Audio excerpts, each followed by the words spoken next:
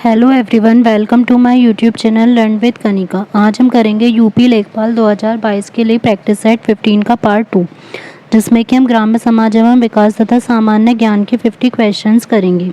इसमें हम youth competition times के 15 प्रैक्टिस सेट की सीरीज़ कर रहे थे, जिसका आज लास्ट पार्ट है। तो अगर आपको ये सीरीज़ अच्छी लगी हो तो इन वीडियोज़ को लाइक एंड शेयर ज़रूर कीजिएगा। साथ ही आपको इसकी एग्ज़ाम डेट पता ही है 24 जुलाई 2022, और इसमें हमें ध्यान रखना है कि 1/4 नेगेटिव मार्किंग होगी। मीन्स हमारा एक क्वेश्चन अगर गलत होगा तो उसके लिए 1.25 मार्क्स कम होंगे। Now let's start. क्वेश्चन 51 है, नागार्जुन कौन थे? तो नागार्जुन कौन थे ये बताना है। तो नागार्जुन एक बौद्ध दार्शनिक थे। तो आंसर हो जाएगा ऑप्शन डी। और ये पूछ लेते हैं कि कौन से संप्रदाय से संबंधित थे, क्योंकि बौद्ध धर्म में दो संप्रदाय थे। तो ये जो थे ये महायान से संबंधित थे। तो यहाँ पर आंसर होगा ऑप्शन डी, एक बौद्ध दार्शनिक और महायान से संबंधित। किस शासक ने भारत में तुगलक वंश की नींव रखी थी? तो तुगलक वंश की जो नींव रखी थी वो गयासुद्दीन तुगलक ने रखी थी। इनका संबंध करोना जनजाति से था। तो यहाँ पर आंसर आएगा ऑप्शन बी। नेक्स्ट है, महात्मा गांधी ने किस आंदोलन के लिए करो या मरो का नारा दिया था? तो डू और डाई ये वाला नारा बहुत ही फेमस है, पूछ लिया जाता है किसने दिया था। तो महात्मा गांधी ने। और अब इसमें यहाँ पर पूछा गया है कि कौन से आंदोलन के लिए दिया गया था। तो ये दिया था भारत छोड़ो आंदोलन के लिए, जो स्टार्ट हुआ था 8 अगस्त 1942 ईस्वी को। आंसर हो जाएगा ऑप्शन बी। नेक्स्ट है, स्वतंत्र भारत के प्रथम भारतीय एवं अंतिम गवर्नर जनरल कौन थे? तो स्वतंत्र भारत के प्रथम भारतीय व अंतिम गवर्नर जनरल थे Chakravarti Rajagopalachari. Option A. Next है, मोहिनी अट्टम नृत्य निम्नलिखित में से किस राज्य से संबंधित है? तो ये इंपॉर्टेंट है। मोहिनी अट्टम है केरल से संबंधित। उड़ीसा से संबंधित हो जाएगा उड़ीसी, और कर्नाटक से संबंधित है यक्षगान, और तमिलनाडु से संबंधित है भरतनाट्यम, और केरल से हो जाएगा मोहिनी अट्टम। नेक्स्ट है, काबिनी, हेमवती और अमरावती कौन सी नदी की सहायक नदियां हैं? तो ये तीनों हैं कावेरी नदी की सहायक नदी। नेक्स्ट है, कौन सा कृत्रिम बंदरगाह है? तो यहाँ पर इनमें से जो कौन सा कृत्रिम बंदरगाह है तो ये हो जाएगा चेन्नई बंदरगाह तमिलनाडु के तट पर स्थित कृत्रिम बंदरगाह है, और ये सबसे पुराना बंदरगाह है, और इसकी जो स्थापना हुई थी वो 1881 ईस्वी में हुई थी। और अगर पूछा जाएगा प्राकृतिक बंदरगाह, तो प्राकृतिक बंदरगाह कौन सा आ जाएगा? विशाखापट्टनम का। और कृत्रिम बंदरगाह आ जाएगा चेन्नई का। नेक्स्ट है, किस शहर को स्टील सिटी ऑफ इंडिया के नाम से जाना जाता है? तो स्टील सिटी ऑफ इंडिया के नाम से जाना जाता है जमशेदपुर को। जमशेदपुर छोटा नागपुर पठार पर स्थित है, और इसे स्टील सिटी ऑफ इंडिया के नाम से जाना जाता है। नेक्स्ट है, कजाइल कुम रेगिस्तान कहाँ स्थित है? कजाइल कुम रेगिस्तान है उज्बेकिस्तान में स्थित। तो यहाँ आंसर हो जाएगा ऑप्शन सी। नेक्स्ट है, भारतीय संविधान के किस अनुच्छेद के तहत उपराष्ट्रपति का चुनाव होता है? तो उपराष्ट्रपति का जो चुनाव होता है वो अनुच्छेद 66 के तहत होता है।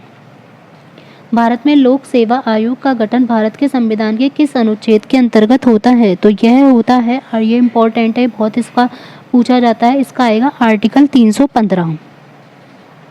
नेक्स्ट है, भारतीय खाद्य निगम की स्थापना कब हुई थी? तो भारतीय खाद्य निगम की स्थापना हुई थी 14 जनवरी 1965 ईस्वी को। इसका पहला जिला कार्यालय था तंजौर। इसका पहला मुख्यालय चेन्नई है। नेक्स्ट है, 2011 जनगणना के अनुसार कौन सा एकमात्र राज्य था जिसका वर्ष 2001 से 2011 के दौरान ऋणात्मक घातीय जनसंख्या वृद्धि दर थी, जिसकी नेगेटिव में थी? तो इसमें जिसकी नेगेटिव में थी वो था नागालैंड। तो इसकी -0.61 रही थी। नेक्स्ट है, सुपरसोनिक स्पीड मापने की यूनिट क्या है? तो सुपरसोनिक स्पीड मापने की यूनिट है मैक। मैक का फॉर्मूला होता है माध्यम में वस्तु की गति अपॉन माध्यम में ध्वनि की गति। जब मैक की जो वैल्यू है वो 1 होती है तो समझ लिया जाता है कि वस्तु की गति और ध्वनि की गति एक सी है। और जैसे अगर मैक की संख्या हमारी आ गई 1 से ज़्यादा, 1.35 या 1.20 जितनी भी आ जाएगी, तो इसका मीनिंग होगा कि वस्तु की गति ध्वनि की गति से अगर 5 ज़्यादा है तो 35% अधिक है।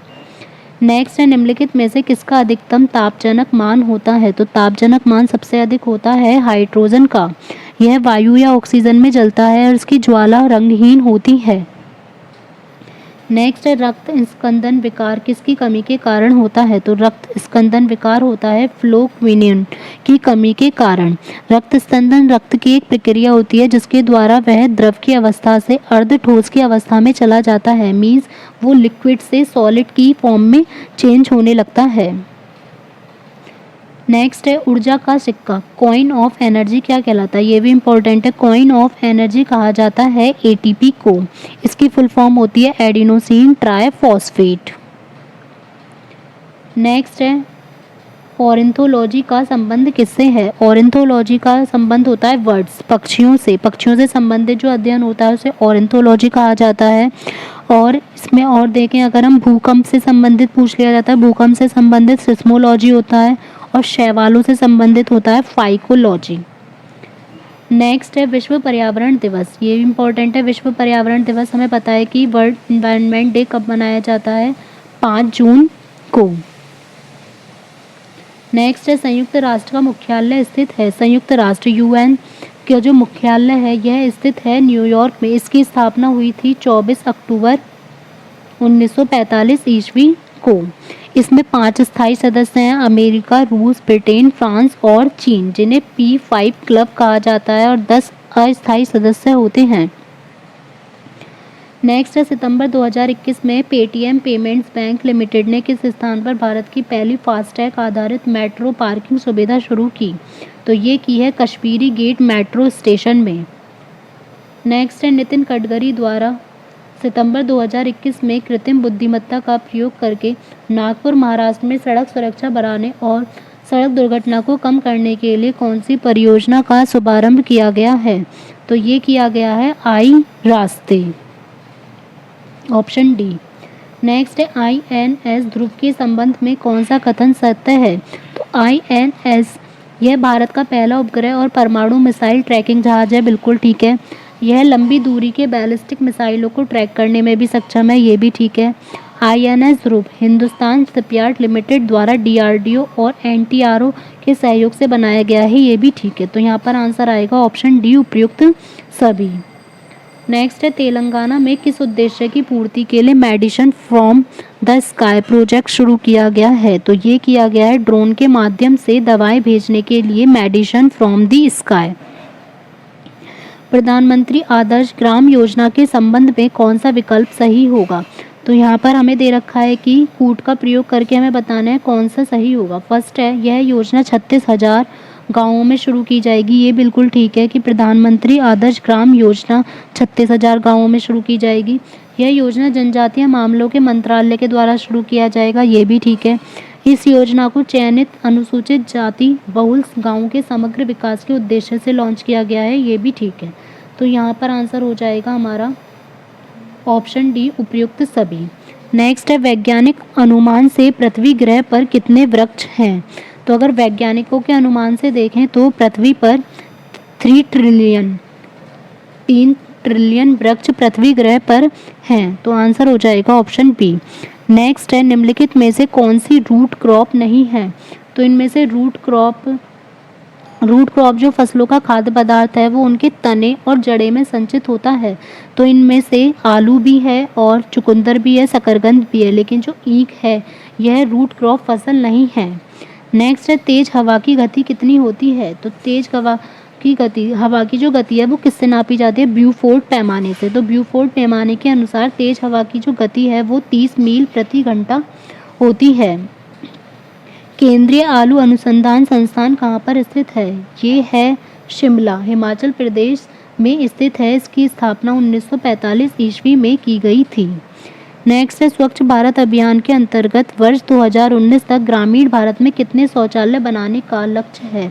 तो ये है 120 मिलियन शौचालय बनाने का लक्ष्य है। नेक्स्ट है, उत्तर प्रदेश राजमार्ग भू नियंत्रण अधिनियम किस वर्ष में पारित किया गया था? तो ये पारित किया गया था 1945 ईस्वी में। नेक्स्ट, राज्यसभा में कितनी सीटें उत्तर प्रदेश से हैं? तो उत्तर प्रदेश की सीटें पूछ ली जाती हैं यूपी के एग्जाम में। तो ये उत्तर प्रदेश की टोटल सीटें राज्यसभा में हैं 31 और लोकसभा की पूछी जाएंगी तो 80। नेक्स्ट, 1 एकड़ कितने वर्ग गज के बराबर होता है? तो जो 1 एकड़ होता है वो 4840 वर्ग गज के बराबर होता है। और अगर 1 बीघा में पूछा जाए तो 1 बीघा में होते हैं 3025 और 1 एकड़ में 1.6 बीघा होते हैं। नेक्स्ट है, धरातल पर मापी गई 36 दूरियां मीन्स हॉरिजॉन्टल डिस्टेंस, कोण, ऊंचाई, इन सबको मानचित्र पर प्रदर्शित करने वाली कला को क्या कहते हैं? तो इसको कहा जाता है सर्वेक्षण कला। भारत में स्थानीय स्वशासन से संबंधित निम्नलिखित घटनाओं पर विचार कीजिए और उन्हें काल के क्रम के अनुसार लगाइए। मीन्स उन्हें टाइम पीरियड के अकॉर्डिंग हमें लगाना है कि कौन सी पहले है कौन सी बाद में। तो इसमें हमारी जो होगी फर्स्ट दे रखी है LM सिंघवी समिति, PK थुंगुन समिति, अशोक मेहता समिति, GKV राव समिति। तो इन्हें हमें कोड के अकॉर्डिंग लगाना है कि यहाँ पर कौन सा होगा। तो इसमें जो हमारी सबसे पहले वैसे आती है 1957 की बलवंत राय मेहता समिति, जो कि इसमें नहीं दी गई है ऑप्शन में। फिर नेक्स्ट आ जाएगी हमारी अशोक मेहता समिति। तो फर्स्ट पर हमारी आएगी अशोक मेहता समिति। तो थर्ड ऑप्शन हमें पता चल गया कि ये तो ऑप्शन सी ही होगा, लेकिन देख लेते हैं पूरा। तो यहाँ ये आ जाएगी 1977 में अशोक मेहता समिति। उसके बाद जो हमारी आएगी फिर आएगी GKV राव समिति, जो कि 1985 में आई थी। उसके बाद हमारी LM सिंघवी, ये आई थी 1986 में। और फिर PK थुंगुन, ये आई थी 1988 में। लेकिन जो 1957 में सबसे पहले आई थी बलवंत राय मेहता समिति, इसी को ही अंतिम रूप से पंचायती राज के रूप में जाना गया। नेक्स्ट, निम्नलिखित में से कौन पंचायतों की संरचना के बाबत उपबंध कराने को अधिकृत है? तो यहाँ पर आ जाएगा कि कौन अधिकृत है, तो ये है राज्य का विधान मंडल।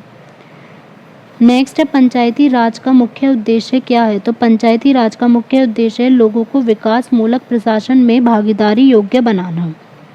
स्थानीय शासन की निम्नलिखित में से कौन सी एक विशेषता नहीं है? तो इसमें संवैधानिक स्थिति भी है क्योंकि संविधान से जुड़ा हुआ है। स्थानीय समूह की भागीदारी होनी चाहिए, कर आरोपित पर वित्त प्राप्त करने की शक्ति भी, लेकिन जो इनका केंद्रीय नियंत्रण है इस पर केंद्रीय नियंत्रण नहीं होता है। नेक्स्ट है, योजना आयोग का अंत किस प्रधानमंत्री ने किया? तो योजना आयोग का जो अंत था वो प्रधानमंत्री नरेंद्र मोदी ने किया था 1 जनवरी 2015 को, जिसका नाम बदलकर अब नीति आयोग कर दिया गया। नेक्स्ट है, भारत में योजना आयोग की स्थापना किस वर्ष में हुई थी? तो योजना आयोग की जो स्थापना थी वो 1950 ईस्वी 15 मार्च 1950 ईस्वी को हुई थी और 1 जनवरी 2015 को इसका नाम बदलकर नीति आयोग कर दिया गया। नेक्स्ट है, गन्ने के उचित और पारिश्रमिक मूल्य FRP निम्नलिखित में से कौन सा संगठन अनुमोदित करता है? तो ये करता है आर्थिक मामलों की कैबिनेट कमेटी। नेक्स्ट है, निम्नलिखित में से कौन सा सही सुमेलित नहीं है? यहाँ पर ये रिवॉल्यूशन क्रांति दी गई है, उसके सामने की कौन सी किससे रिलेटेड क्रांति है? फर्स्ट हमें दे रखा है सुनहरी क्रांति। सुनहरी मीन्स गोल्डन रिवॉल्यूशन, ये बिल्कुल ठीक है। उद्यान या फिर फलों से संबंधित होती है, दोनों से ही होगी, उद्यान या फल से। श्वेत क्रांति वाइट रिवॉल्यूशन, ये मिल्क दूध से संबंधित होती है। नीली क्रांति कुक्कुट दे रखा है, ये गलत है, ये किससे आएगी? हमारी फिश मत्स्य पालन से, तो ऑप्शन सी तो हमारा रॉन्ग हो गया। हरित क्रांति ठीक है, कृषि से संबंधित। और भी होती हैं जैसे लाल क्रांति है वो टमाटर से संबंधित होगी, भूरी क्रांति उर्वरक से, रजत क्रांति अंडे से और पीली क्रांति तिलहन से। नेक्स्ट है, नाबार्ड की स्थापना कब हुई थी? राष्ट्रीय कृषि एवं ग्रामीण विकास बैंक, नाबार्ड की स्थापना हुई थी जुलाई, और अगर डेट भी पूछ ली जाए तो 12 जुलाई 1982 को। भारत में फसल बीमा योजना का शुभारंभ हुआ, तो भारत में फसल बीमा योजना का शुभारंभ हुआ 1985 में। संकल्प किससे संबंधित है? तो संकल्प की फुल फॉर्म हम देख लेते हैं, skill एक्वाइजिशन and knowledge awareness for livelihood promotion. तो इसकी जो शुरुआत थी वो 19 जनवरी 2018 को शुरू की गई थी और ये किससे संबंधित है? कौशल विकास से।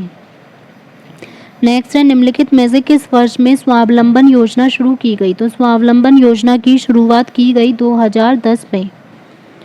नेक्स्ट है महात्मा गांधी राष्ट्रीय ग्रामीण रोजगार गारंटी अधिनियम कब पारित हुआ? तो यह पारित हुआ था 2005 में। इस वर्ष इंदिरा आवास योजना की मुख्य विशेषता क्या है? तो इसकी जो मेन विशेषता है ये है अनुसूचित जाति के सदस्यों को सस्ते आवास उपलब्ध कराना। नेक्स्ट है इसमें उत्तर प्रदेश में विकास केंद्र परियोजना का शुभारंभ कब किया गया था? तो ये किया गया था अक्टूबर 2001 में। उत्तर प्रदेश का प्रथम लोकायुक्त कौन था? उत्तर प्रदेश का प्रथम लोकायुक्त थे विशंबर दयाल।